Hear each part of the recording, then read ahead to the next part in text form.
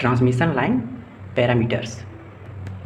एक आम आदमी ट्रांसमिशन लाइन में क्या देखता है? केवल वायर ही देखता है। लेकिन एक इलेक्ट्रिकल इंजीनियर ट्रांसमिशन लाइन में उसे क्या दिखता है? मेनली 4 चीज़ दिखता है। क्या क्या? रेसिस्टेंस, इंडक्टेंस, कैपेसिटेंस और कंडक्टेंस। एक इलेक्ट्रिकल इंजीनियर को ट्रांसमिशन लाइन में मेनली 4 चीज़ क्या क्या दिखाई देता है? रेसिस्टेंस, इंडक्टेंस, कैपेसिटेंस और कंडक्टेंस। रेसिस्टेंस R हो गया, इंडक्टेंस L हो गया, कैपेसिटेंस C हो गया और कंडक्टेंस G हो गया। अब आप लोग बोलोगे कि ट्रांसमिशन लाइन में रेसिस्टेंस कहाँ दिखता है? तो मैं बताता हूँ कि ट्रांसमिशन लाइन में रेसिस्टेंस कहाँ होता है। ट्रांसमिशन लाइन में आप लोग वायर देखे हैं, ये वायर हो गया ट्रांसमिशन लाइन का, ये वायर। और ये जो वायर है क्या है? कंडक्टर है।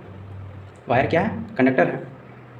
और हम लोग जानते हैं कि कोई भी कंडक्टर हो, सभी कंडक्टर का अपना रेसिस्टेंस होता है। इसलिए ये कंडक्टर है, इसका भी अपना रेसिस्टेंस हो गया।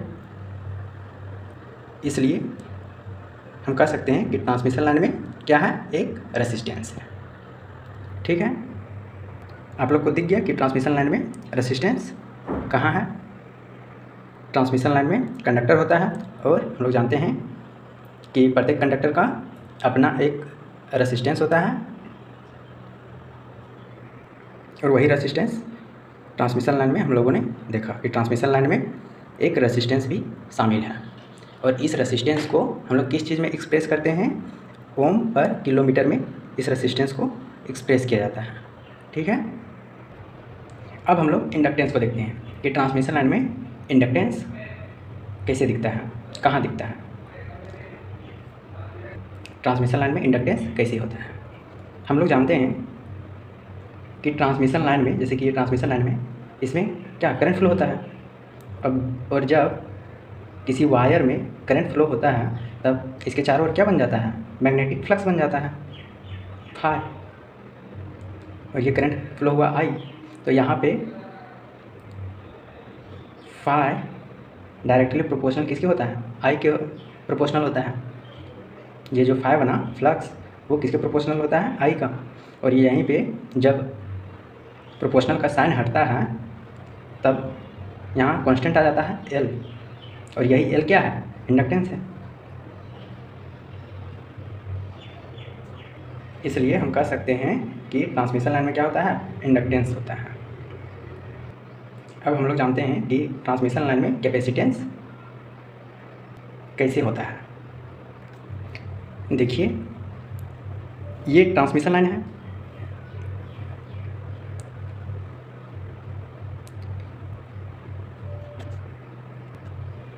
ये वायर है, ये वायर है और ये भी वायर है।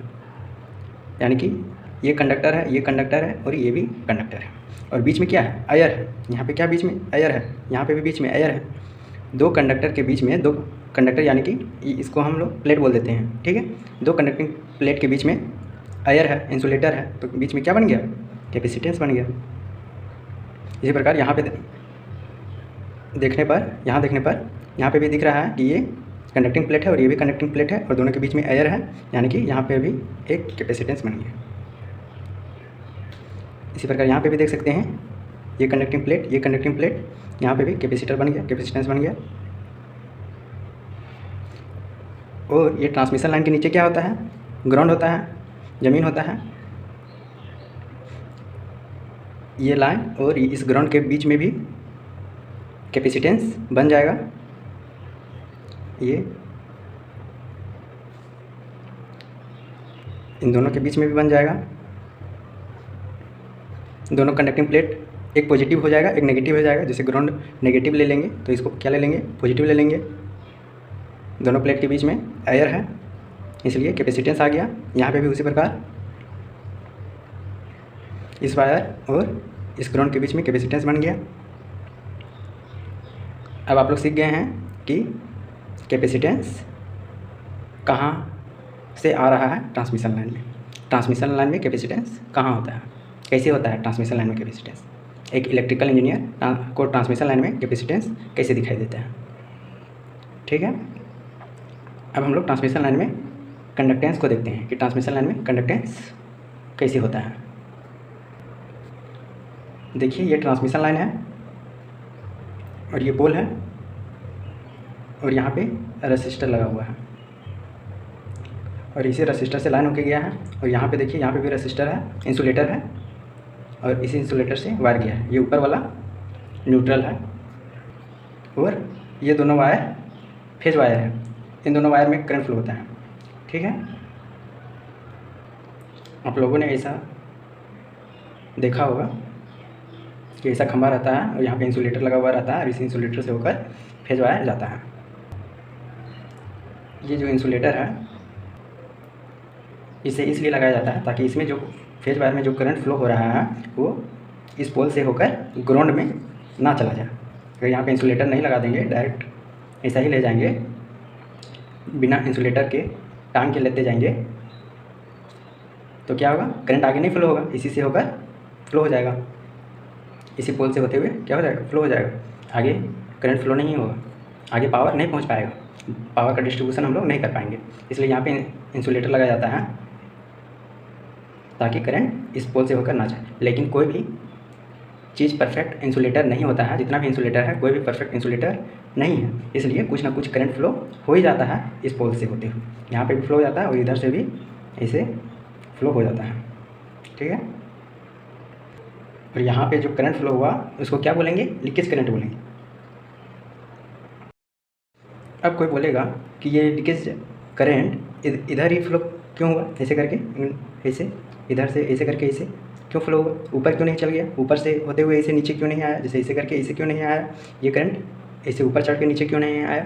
इसका क्या रीज़न है, जिधर लो रेसिस्टेंस होगा उधर ही करंट फ्लो करेगा। इस लो रेसिस्टेंस किधर है, नीचे की ओर, अर्थ की ओर, इसलिए ऊपर ना जाकर डायरेक्ट जिधर नीचे जाने के लिए शॉर्टकट रास्ता मिलेगा उधर ही चल जाएगा। इसलिए यह लीकेज करंट ऐसे करके ऐसे फ्लो हो गया और यहाँ पे ऐसे करके ऐसे फ्लो हो गया। ठीक है, अब ये जो लीकेज करंट जिस पाथ से होते हुए गया है उस पाथ का क्या होगा, अपना रेसिस्टेंस होगा। जैसे ये कहाँ से गया है, ये वायर से होके इंसुलेटर में गया है।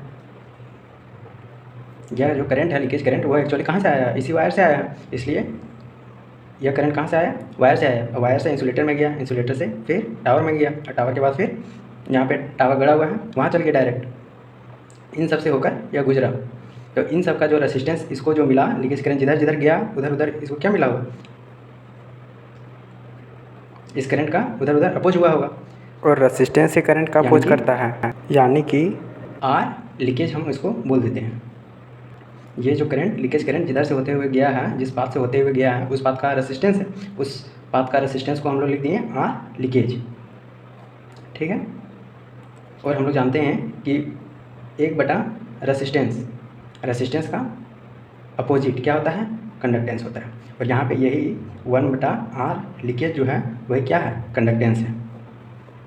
ठीक है, तो इस प्रकार हम लोगों ने देखा कि ट्रांसमिशन लाइन में मेनली 4 चीज़ होता है। क्या क्या होता है, रेसिस्टेंस होता है, इंडक्टेंस होता है, कैपेसिटेंस होता है और कंडक्टेंस होता है। ठीक है, ये जो रेसिस्टेंस है इसका क्या काम है, ये जो करंट फ्लो हो रहा है ट्रांसमिशन लाइन में उसका अपोज करना। और इंडक्टेंस का क्या काम है कि यदि ट्रांसमिशन लाइन में जो करंट फ्लो हो रहा है उसका वैल्यू कम ज़्यादा होता है तो उस वैल्यू का यह अपोज करेगा। और कैपेसिटेंस का क्या काम है, ट्रांसमिशन लाइन में जो वोल्टेज है, वोल्टेज का वैल्यू घटता बढ़ता है तो उस वोल्टेज को बढ़ने से यह रोकेगा, अपोज करेगा। वोल्टेज वेरिएशन का कैपेसिटेंस अपोज करेगा। और कंडक्टेंस बता ही दिया अभी। ठीक है, जितना मैंने बताया उतना आप लोगों को समझ में आया होगा, यानी कि ट्रांसमिशन लाइन पैरामीटर आप लोगों को समझ में आ गया होगा अच्छी तरह से। अब अगली वीडियो में मिलते हैं, आज के लिए इतना ही।